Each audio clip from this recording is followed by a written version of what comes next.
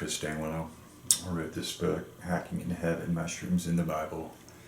It's a pretty interesting book in terms of describing how the Bible is full of mushroom symbols and how the differentiation of understanding a language related to the class structure, not only in physical society, but also in our minds by use of language.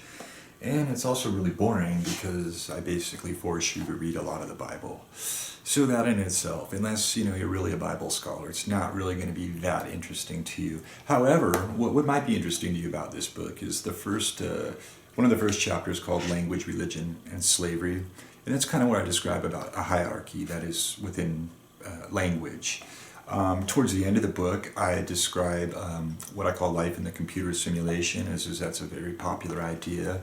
Basically explain that your brain is the computer and it generates a simulation of reality, a cognitive map in our mind, and that's often what we interact with. And so when people talk about life in a computer simulation, that's what we're talking about. Plato talked about it, it's Plato's cave, so I discussed that in here.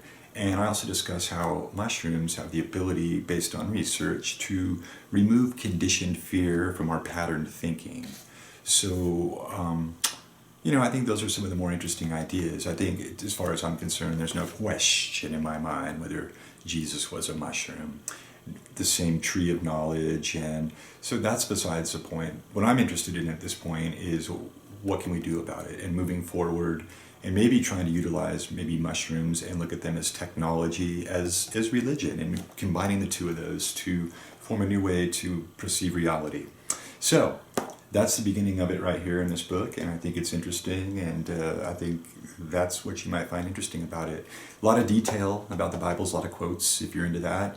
You could kind of look up at any book in here, the Gospel of Luke, for example, Jesus in the manger. There he is, see?